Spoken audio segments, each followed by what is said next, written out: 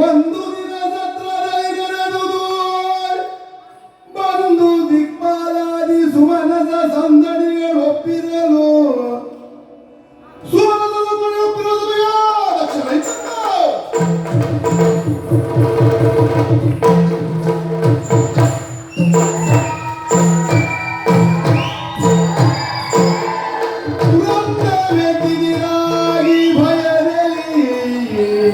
ಸೋಮನಸ ವೃಂದ ವ್ಯತಿದಿರಾಗಿ ಭಯದಲ್ಲಿ ವಂದಿಸುತ್ತಿರಲು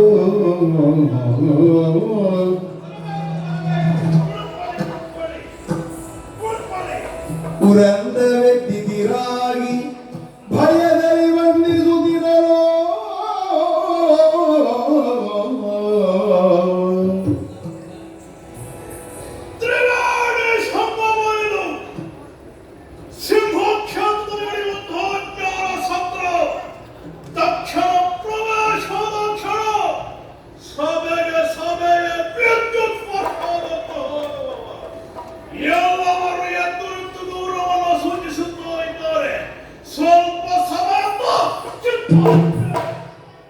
ಪುರಂದವೆದ್ದಿದಿರಾಗಿ ಭಯದಲ್ಲಿ ವಂದಿಸುತ್ತಿರಲು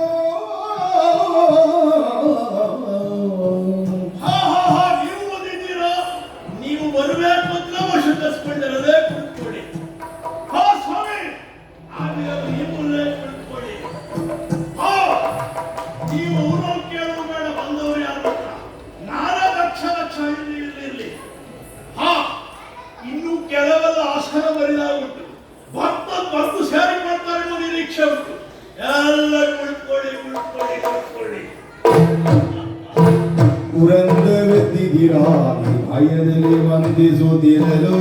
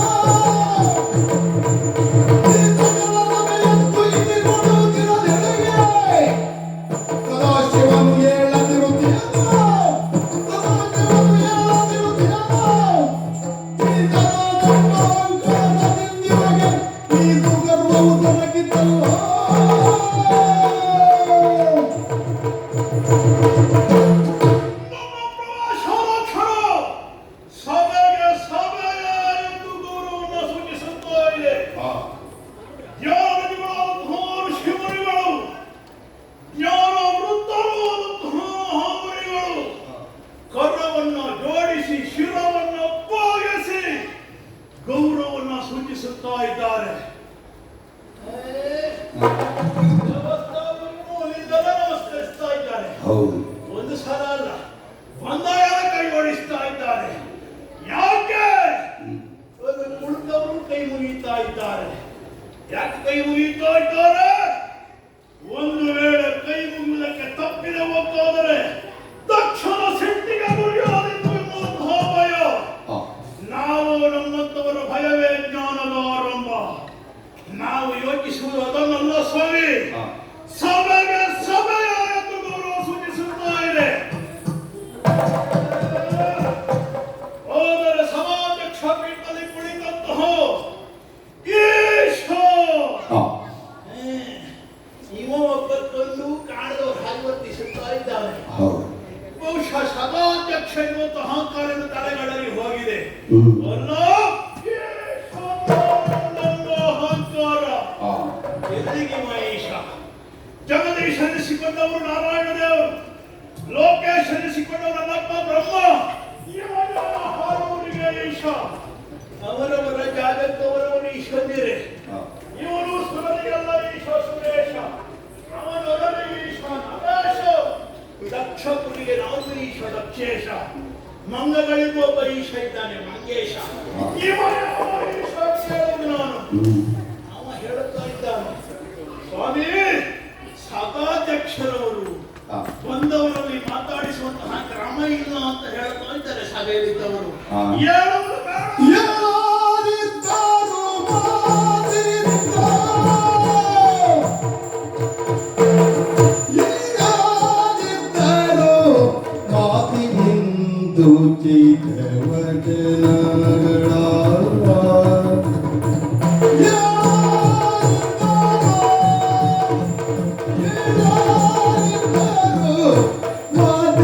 ಮಾತಿನಿಂದೋಚಿತ ವಚನಗಳ ಮಾತೆ ಇಂದೋಚಿತ ವಚನಗಳ ವಂದಿಸಲು ಕೇಳಿ ತನ್ನವನು ವಂದಿಸಲು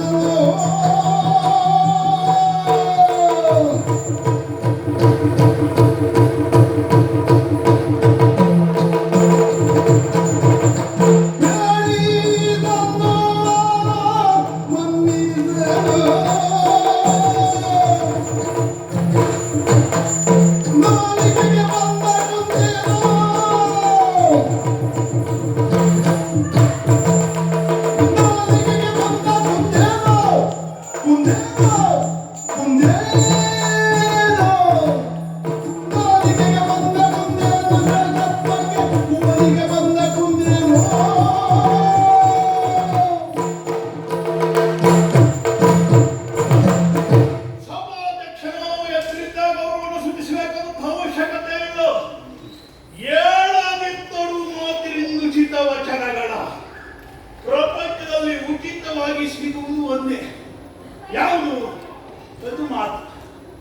ಮತ್ತೆಲ್ಲ ಹೇಳೋದಕ್ಕೆ ಕೆಲವೆಲ್ಲ ಹೇಳ್ತಾರೆ ಉಚಿತ, ಖಚಿತ, ಖಂಡಿತ. ಅದು ಯಾವುದೂ ಉಚಿತ ಸಿಗುವುದಿಲ್ಲ. ಉಚಿತವಾಗಿ ಸಿಗುವುದು ಮಾತ್ರ.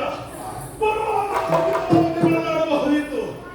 ಓ ಮಾವಯ್ಯ, ಈಗ ಬಂದ್ರೆ ಹೀಗೆ ಬನ್ನಿ, ಕುಳಿತುಕೊಳ್ಳಿ, ಇಷ್ಟು ಹೇಳ್ಬೋದಿತ್ತು.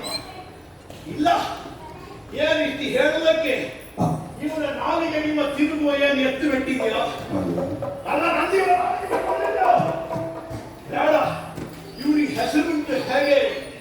ನಟಶೇಖರ, ನಟ ಭಯಂಕರ. ನಾಟ್ಯ ಮಾಡುವವರಿಗೆ ಅಭಿನಯ ಕೊರತೆ ಉಂಟ? ಏನು ನಿಮಗೆ ಅಭಿನಯ ಬರುವುದಿಲ್ವೋ? ಕುಳಿತಲ್ಲಿದ್ದರೆ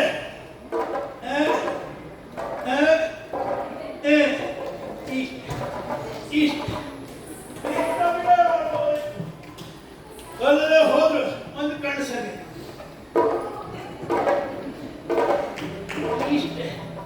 ಇಷ್ಟು ಮಾಡೋದಕ್ಕಿಂತ ಮಂಜು ಗಡ್ಡೆ ಮೇಲೆ ಕುಳಿತುಕೊಳ್ಳುವ ಇವ. ಏನು ಕೂಡ ಕಣ್ಣಿಗೆ ಮಂಜು ಹೊಡೆದಿದೆಯಾ? ಕೇಳ್ತೇನೆ ನಾನು. ಒಂದು ಉಚಿತ ವಚನ ಇಲ್ಲ, ನಯವಾದ ನುಡಿ ಇಲ್ಲ, ಅಭಿನಯ ಇಲ್ಲ. ಸ್ವಾಮಿ, ಇವ ಹೇಳಿಕೊಳ್ಳುವುದಕ್ಕೆ ಇವ ಏನು ಮತ್ತೆ ಯಾರ್ಯಾರು ಅಲ್ಲ ಸ್ವಾಮಿ. ಹೇಳ್ತಾ ಇದ್ದಾರೆ ಸ್ವಾಮಿ ಅವರು ಎದುರು ನಿಲ್ಲಕ್ಕೆ ಗೌರವ ಕೊಡುವುದಕ್ಕೆ ನಿಮ್ಮ ಅಳಿಯಾದವ ಅಂತ. ಅಳಿಯ ಆಗತ್ತೆ ಹೇಗೆ ಗೊತ್ತಾ? ಸರದಿ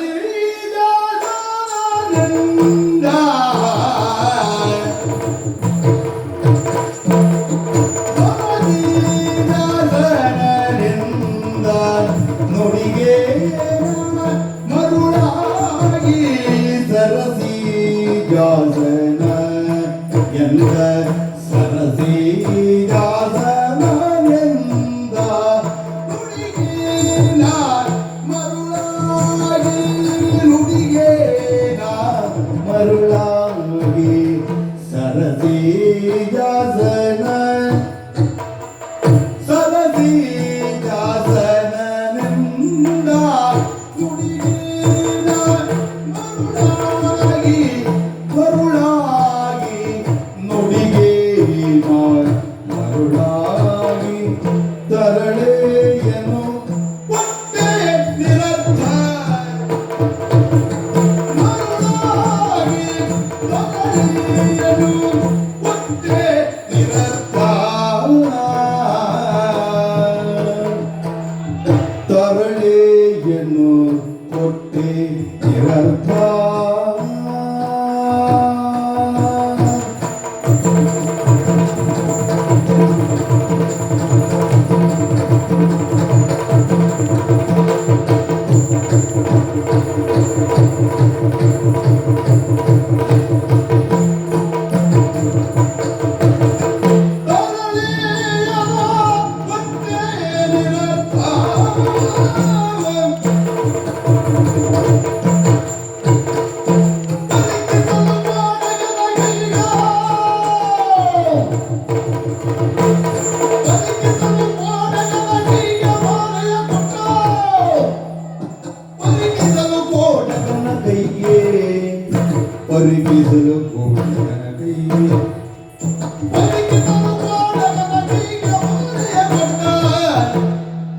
ತೆರನಾನುದ ಕಡೆನ್ನ ಬದುಕು ತೆರನಾನುದ ಕಡೆನ್ನ ಬದುಕು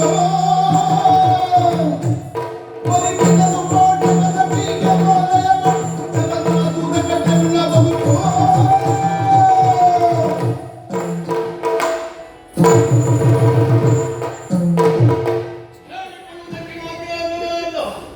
ಹೇಳಿಕೊಳ್ಳುವುದಕ್ಕೆ ಇವನನ್ನು ಅಳೆಯ. ಹೌದು ಸ್ವಾಮಿ, ಬಹುಶಃ ಬ್ರಹ್ಮನ ಹೆಬ್ಬೆಟ್ಟಿಂದ ಹುಟ್ಟಿದ ಕಾರಣ ನನ್ನ ಕಾರ್ಯದಕ್ಷತೆಯನ್ನು ಕೈಗೊಳ್ಳು. ಅಪ್ಪನಿಗೆ ದಕ್ಷ ಎಂಬುದಾಗಿ ಹೆಸರಿಸಿದ ಮಗನೇ ಪ್ರಜಾ ಪರಿಪಾಲನೆಯನ್ನು ಮಾಡುವುದಾಗಿ ಹೇಳಿದ. ಪ್ರಜಾ ಪರಿಪಾಲನೆಯನ್ನು ಮಾಡುವುದಕ್ಕೆ ಪ್ರಾರಂಭಿಸಿದೆ. ಸಾವಿರಾರು ಮಂದಿ ಸೋಮೇಶ್ವರನ್ನು, ಸಾವಿರಾರು ಮಂದಿ ಹರಿಯೇಶ್ವರನ್ನು ಸೃಷ್ಟಿಸಿದೆ. ಪ್ರಜಾ ಪರಿಪಾಲನೆ ಮಾಡಿ ಎಂಬುದಾಗಿ ಆಡಿ ಕಳುಹಿಸಿದೆ. ಆದ್ರೆ ಏನು ಮಾಡೋಣ ಸ್ವಾಮಿ, ನಮಗೊಬ್ಬ ತಮ್ಮ ಇದ್ದಾನೆ, ಹೆಸರು ನಾರದ, ತಾಯಿ ಶಾರದ, ನಾಲಿಗೆ ಮಾರುತ್ತ, ಯಾವುದಕ್ಕೂ ಪ್ರಯೋಜನ ಬಾರದ. ಆ ನಾರದವರು ಸಿಕ್ಕಿದ, ಅವರೆಲ್ಲರಿಗೂ ವೈರಾಗ್ಯ ಮಾರ್ಗವನ್ನು ತೋರಿಸಿದ. ಹಾಗಾದ್ರೆ ಸಂಕಲ್ಪ ಮಾತ್ರ ಸೃಷ್ಟಿ ಸಾಕಾಗುವುದಿಲ್ಲ. ಗಂಡು ಹೆಣ್ಣಿನ ಸಮಾಗಮದ ಸೃಷ್ಟಿಯೊಂದು ಸಾಧ್ಯ ಎಂಬುದನ್ನು ಪ್ರಪಂಚವು ತೋರಿಸಿದೆ. ಮನ್ವಂತರಾದಂತಹ ಸ್ವಯಂಭೋಗನಾದಂತಹ ಪ್ರಸೂತಿಯನ್ನು ಮದುವೆಯಾದೆ. ಗಂಡು ಹೆಣ್ಣಿನ ಸಮಾಗಮದ ಮಕ್ಕಳನ್ನು ಸೃಷ್ಟಿಸುವುದಕ್ಕೆ ಸಾಧ್ಯ ಎಂಬುದಾಗಿ ಪ್ರಪಂಚವು ತೋರಿಸಿದೆ. ಪ್ರಪಂಚದಲ್ಲಿ ಯಾರೇ ಇವತ್ತು ಹೆರಿಗೆ ಹೋಗಲಿ, ಹೇಳುವುದು ಹೇಗೆ, ಹೋಗುವುದೆಲ್ಲಿಗೆ? ಪ್ರಸೂತಿ ಕೇಂದ್ರ, ಪ್ರಸೂತಿ ತಜ್ಞೆ. ಎಲ್ಲಿ ಹೋದ್ರೆ ನನ್ನ ಹೆಂಡತಿ ಹೆಸರೇ ಮತ್ತಾರ್ಯಾರ ಹೆಸರದ ಈಗ ಕೇಂದ್ರಕ್ಕೆಲ್ಲ ನಮ್ಮ ಹೆಂಡತಿ ಹೆಸರೇ. ಪ್ರಪಂಚದ ಸೃಷ್ಟಿ ಕಾರ್ಯವನ್ನು ತೋರಿಸಿದೆ. 60 ಮಂದಿ ಹೆಣ್ಣುಮಕ್ಕಳನ್ನ ಪಡೆದೆ. ಪ್ರಪಂಚದಲ್ಲಿ ಶ್ರೇಷ್ಠರಿಗೆ ಮಾಡಿಕೊಟ್ಟೆ. ಕೊನೆಯದಾಗಿ ಆ ಜಗನ್ಮಾತೆಯನ್ನ ಸ್ಮರಿಸಿ ಆಕೆಯ ಅನುಗ್ರಹದಿಂದ ಹುಟ್ಟಿಕೊಂಡವಳು ಮಗಳಾದಂತಹ ಸತೀದೇವಿ ಪ್ರೀತಿಯಿಂದ ಸಾಕಿದೆ. ದಾಕ್ಷಾಯಿಣಿ ಎಂಬುದಾಗಿ ಕರೆದೆ. ಮಗಳ ಮದುವೆ ಯೋಚನೆಯಲ್ಲೇ ತಿರುಗುತ್ತಾ ಇದೆ ಸ್ವಾಮಿ. ಈ ನನ್ನ ತಮ್ಮ ನಮ್ಮನೆಗೂ ಒಂದು ಹಾಳು ಮಾಡಿದ.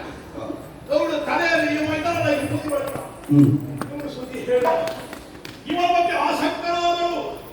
ಒಂದು ದಿನ ಹೆಂಡತಿ ಓಡೋಡಿ ಒಂದು ಹೇಳಿದ್ರು, ನಮ್ಮ ಮಗಳು ಸತಿ ಮನೆಯಲ್ಲಿ ಕಾಣಿಸುತ್ತಾ ಇಲ್ಲ, ಎಲ್ಲಿದ್ದಾಳಂತ ಹುಡುಕಿದ್ರೆ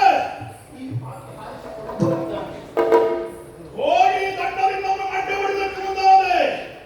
ತನ್ನ ಪ್ರತ್ಯಕ್ಷವಾದ ಬ್ರಹ್ಮದೇವ ಅಪ್ಪ ಪ್ರತ್ಯಕ್ಷವಾಗಿ ಹೇಳಿದ, ಬೇಡ ಮಗನೇ, ಗುರುಕು ಸಲ್ಲದು. ಸ್ವಾಮಿ, ಪರಮ ಪವಿತ್ರವಾದಂತಹ ಯಜ್ಞಕೃತವನ್ನ ಶ್ವಾನ ಹುಟ್ಟಿರೋದ್ರ ಬಳಸುವ ಕ್ರಮ ಉಂಟ. ಕೊನೆಗೆ ನನಗೂ ಅರ್ಥ ಆಯ್ತು, ಅದು ಹುಟ್ಟಿದ್ದು ಅದಕ್ಕೆ ಇರಲಿ ಅಂತ. ಅದಕ್ಕೆ ಸರಸಿಜೋ ಸರನಂದ ನುಡಿಗನ ಮರುಳಾಗಿ ಕೊಟ್ಟದ್ದಲ್ಲ ತರಳೆಯನ್ನು ನಾನು ಬಿಟ್ಟದ್ದು. ಈಗ ಪರಿಸ್ಥಿತಿ ಯೋಚಿಸಿದ್ರೆ ತಲೆ ವಿಷಯ ಆಗುತ್ತದೆ ಸ್ವಾಮಿ. ಇಂಥವನ್ನ ಕಟ್ಟಿಕೊಂಡ ಹಾಗಿದ್ದಾಳೋ, ಹೇಗೆ ಜೀವನ ಸಾಗಿಸುತ್ತಾ ಇದ್ದಾಳೋ ಏನು ಸ್ವಾಮಿ.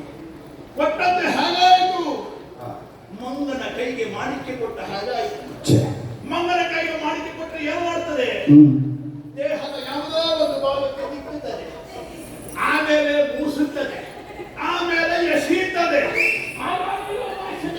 ಕೊಟ್ಟದ್ದು ಇವನಿಗೆ ಬರೀದೆ ಕೋಡಗನ ಕೈಗೆ ಮಾಣಿಕ್ಯವನ್ನು ಕೊಟ್ಟಂತಹ ಪರಿಸ್ಥಿತಿಯಾಗಿ ಹೋಯಿತು ಸ್ವಾಮಿ. ಪಾಪನ ಮಗಳ ಪರಿಸ್ಥಿತಿ ನೋಡಿ ಯಾವ ಹೆಣ್ಣು ಬರಬಾರದು. ಒಂದು ಪ್ರೀತಿಯಿಂದ 17 ತಿಂಗಳಿಗೆ ಹೋಗ್ಲಿಕ್ಕುಂಟ, ಒಂದು ಚುಮ್ಮರ ಸಿಹಿ ಚುಮ್ಮರ ಕೊಡ್ಲಿಕ್ಕುಂಟ. ಇವನು ಮೈಯಲ್ಲಿರುವುದಲ್ಲ ಹಾವಲ್ವ ಸ್ವಾಮಿ, ಹತ್ರ ಹೋದ್ರೆ ಸಾಕಿಗೆ ಖುಷ್. ನನ್ನ ಮಗಳು ಯಾವ ರೀತಿ ಜೀವನ ಸಾಗಿಸುತ್ತಾ ಇದ್ದಾಳು, ಇನ್ನು ಇವನ ಸಂಸ್ಕಾರ ಅದು ಪ್ರಾರಂಭ ಆಗುವುದೇನಿಲ್ಲ.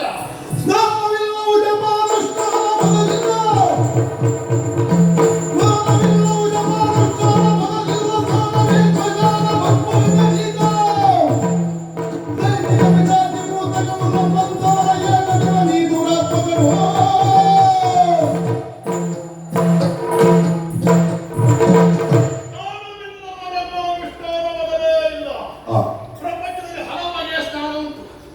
ಮಂತ್ರ ಸ್ನಾನ, ಭಸ್ಮಸ್ನಾನ, ಜಲಸ್ನಾನ, ಮೃತ್ತಿಕಾಸ್ನಾನ ಉಂಟು.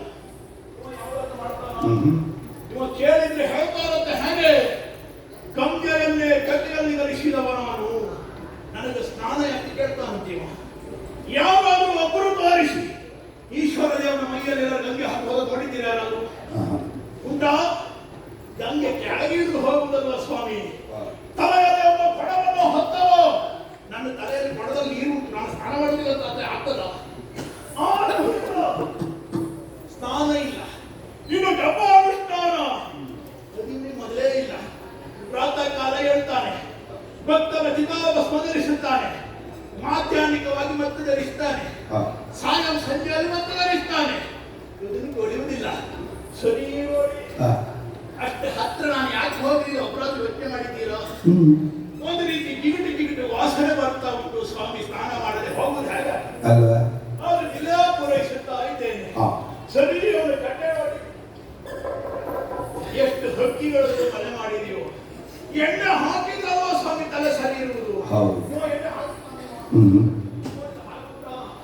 ತಲೆ ಮಾತಿಗೆ ಎಷ್ಟು ಕಾಣಾಯಿತೋ ಏನು, ಎಲ್ಲಿ ಕೊಳಕುಂಟೋ ಅಲ್ಲಿ ವಿಷಯ ಕೊಡವಾಸವಾಗಿರ್ತದೆ. ಆದ್ರೆ ನೀವು ಮೈಯಲ್ಲೆಲ್ಲ ವಿಷಯ ಮತ್ತೆ ಇವನಿಗೆ ಸಂಸ್ಕಾರ ಕೊಡುವುದಕ್ಕೆ, ಉಪನಯನ ಸಂಸ್ಕಾರ ಆಗುವುದಕ್ಕೆ ಇವನಿಗೆ ಅಪ್ಪ ಉಂಟಾ? ಈಶ್ವರದೇವರ ಅಪ್ಪ ಯಾರ್ಯಾರು ಗೊತ್ತುಂಟಾ? ಇದೇ ಇವನಲ್ಲಿ ಕೇಳಿ ಪ್ರಶ್ನೆ. ನೀವು ಹೇಳುವುದೇನು ಗೊತ್ತಾ? ಇವರದ್ದು ಒಂದೇ ಅಲ್ವಾ ಸಂಸ್ಕಾರ? ಜಯತು ಜಯತು ಆದಿಮಾಯೇ. ಎಷ್ಟೊತ್ತಿ ಯಾವ ಪ್ರಶ್ನೆ ಕೇಳಿದ್ರು ಜಯತು ಆದಿಮಾಯೇ. ಅಪ್ಪ ಇಲ್ಲ, ಅಪ್ಪ ಇದ್ದವ ಸಂಸ್ಕಾರ ಕಲಿಸುವುದು. ಇವನ ಸಂಸ್ಕಾರ ಏನು ಎಷ್ಟಿರುವುದನ್ನ ನನ್ನ ಮಗಳ ಮದುವೆ ದಿನವೇ ನಾನು ಮಾಡಿದ್ದೇನೆ ಸ್ವಾಮಿ. ಮದುಮಗನಾದ ಜನಕಾರಿ ವಸ್ತ್ರವನ್ನು ಧರಿಸಿ ಬರುವುದನ್ನ ಬಿಟ್ಟು ಇವ ಹುಲಿ ಚರ್ಮ, ವ್ಯಾಘ್ರ ಚರ್ಮ ಧರಿಸಿ ಬಂದಿದ್ದ.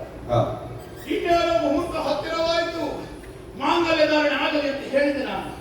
ಸದೇನಿದ್ದವರು ಆಕ್ಷೇಪ ಮಾಡಿದ್ರು. ನಾರಾಯಣ ದೇವರ ಅಧ್ಯಕ್ಷತೆ ಇಲ್ಲದೆ ಮದುವೆ ಆಗುವುದಿಲ್ಲ ಅಂತ ಹೇಳಿದ್ರು. ಇನ್ನೇನೋ ಯೋಚಿಸುವಾಗ ನಾರಾಯಣ ಮದುವೆ ಬಿಟ್ರು. ಗರುಡ ವಾಹನವಾಗಿ ಬಂದರು. ಇವ ಬರುವಾಗ ಗಜ ಚರ್ಮ, ವ್ಯಾಘ್ರ ಚರ್ಮವನ್ನು ಆ ಊರಗಳಿಂದ ಬಂಧಿಸಿ ಬಂದಿದ್ದ. ನಾರಾಯಣ ದೇವರು ನೇರವಾಗಿ ಮದುವೆ ಮಂಟಪಕ್ಕೆ ಬಂದು ಇಳಿದದ್ದೇ ತಡ. ಇವ ಸೊಂಟಕ್ಕೆ ಕಟ್ಟಿದ, ಮೈಗೆ ಕಟ್ಟಿದ ಹಾವುಗಳೆಲ್ಲ ಆ ಗರುಡನಿಗೆ ಹೆದರಿ ಒಳ್ಳೆ ಕೈ ಹೋದ. ನಾಗಣ್ಣ ನಾಗಣ್ಣ ಒಳಗೆ ಅಂತ ಹೇಳಿದ್ರು. ಇವನ ಕೈಯಲ್ಲೂ ಸಿಂಹಾರ, ನನ್ನ ಮಗಳ ಕೈಯಲ್ಲೂ ಸಿಂಹಾರ. ಇವ ಉದ್ದ ಚರ್ಮ ಪೂರ ಕೆಳಗೆ. ತುಂಬಿನ ಸದಲಿದ್ದವರೆಲ್ಲ ಭಜನೆ ಮಾಡೋದಕ್ಕೆ ಪ್ರಾರಂಭ ಮಾಡಿದ್ರೆ ಹೇಗೆ? ಮಹಾಲಿಂಗ ಮಹಾಲಿಂಗ ಮಹಾಲಿಂಗ ಮಹಾಲಿಂಗ. ಯಾವುದನ್ನ ಕಂಡು ಯಾಕಾಗಿ ಭಜನೆ ಮಾಡಿದ್ದಾರೆ ಇಲ್ಲಿವರೆಗೂ ಪ್ರಶ್ನೆಯಾಗಿ ಅವನಿಗೆ ಉತ್ತರ ಸಿಗಲಿಲ್ಲ. ಕೇವಲ ದಿಗಂಬರ ಅಂತ ಹೇಳಿದ್ರು. ಇವನಿಗೆ ದಿಕ್ಕೇ ಅಂಬರ. ಮತ್ತೆ ತಡ ಮಾಡಿಲ್ಲ ಸ್ವಾಮಿ. ಆ ಕ್ಷಣ ಉತ್ತರ ಎತ್ತಾಗಿದೆ. ಇವ ಮದುವೆ ಆದ ಕೇವಲ ನನ್ನ ಉತ್ತರ ಏನಿದೆ, ಇವನ ಸಂಸ್ಕಾರ ಬಂದು ಮರ್ಯಾದೆ ಬಂದು ಉಳಿಯುತ್ತಾಗಿಲ್ಲ. ಇನ್ನು ಬಿಡಿ, ಇವನನ್ನು ದೇವರು ಮತ್ತು ಒಪ್ಪುವ ಒಂದು ವರ್ಗ ಉಂಟು. ಯಾವುದು ಗೊತ್ತಾ?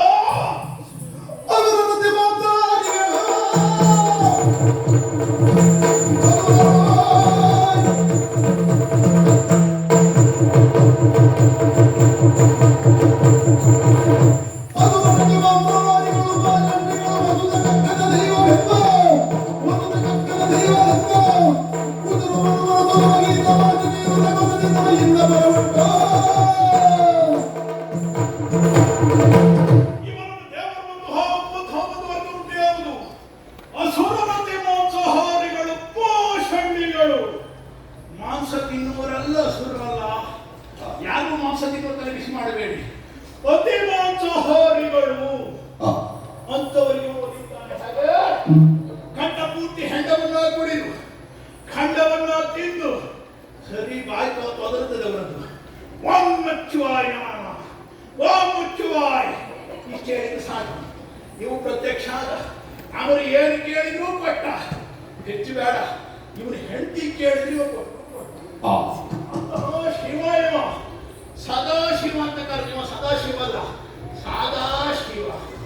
ಅಂತಹ ಭೂತಗಳು, ಪ್ರೇತಗಳು, ಪಿಶಾಚಿಗಳು, ಕೋಶಂಡಿಗಳು ಅವರ ಪಾಲಿಗೆ ಇವ ಅಗ್ಗದ ದೈವ ಅಂತ ಹೇಳಿದ್ರು. ಇವ ಅಗ್ಗದ ದೈವ ಅಲ್ಲ, ಬರೇ ಅಗ್ಗದ ದೈವ. ಎಲ್ಲಿ ಉಚಿತ ಉಂಟೋ ಎಲ್ಲ ಜನ ಸೇರುವುದು ಜಾಸ್ತಿ. ಆದ್ರಿಂದ ಸುಲಭ ಈಶ. ಇವನಿಗೂ ಇಂಥವನಿಗೂ ಆ, ನಿಮಗೆ ನೋಡಿ ಪ್ರಯೋಜನ ಇಲ್ಲ. ಅವ ಆಚೆ ಕೊಯ್ತಾನೆ ಈಚೆ ಕೊಯ್ತಾನೆ. ಅಷ್ಟೇ. ಅವ ಬಂದ್ರು ಒಂದು ಅಭಿನಯ ಇಷ್ಟೇ, ನಾ ಬಂದ್ರು ಇಷ್ಟೇ. ಎಷ್ಟು ಹೇಳಿದ್ರು ಎಷ್ಟು ಮಾಡಿದ್ರು ಇವ ಮಾಡೋದು ಇಷ್ಟೇ. ನಿನ್ನ ನೋಡಿ ಪ್ರಯೋಜನ ಇಲ್ಲ. ಇದೊಂದು ಜ್ಞಾನ ಪರಿಷತ್ತಲ್ಲವೇ ಅಲ್ಲ, ಇದೊಂದು ಶೂಲಕ ಪರಿಷತ್. ಎಲ್ಲಿ ಈ ದಕ್ಷಿಣಿಗೆ ಮರ್ಯಾದೆ ಇಲ್ಲವೋ, ಎಲ್ಲಿ ನನಗೆ ಸ್ಥಾನಮಾನ ಸಿಗಲಿಲ್ಲವೋ, ಇಂತಹ ಜಾಗದಲ್ಲಿ ಒಂದೇ ಕ್ಷಣ ನಿಲ್ಲುವುದಿಲ್ಲ. ಸದಾ ತ್ಯಾಗ ಇರುವುದು ಈ ದಕ್ಷಿಣದಲ್ಲಿ ಇವತ್ತಿನ ಪ್ರಾರಂಭ ಆಗಬೇಕು. ಹೊರಟೆ ಹೊರಟೆ ಸಾಮ.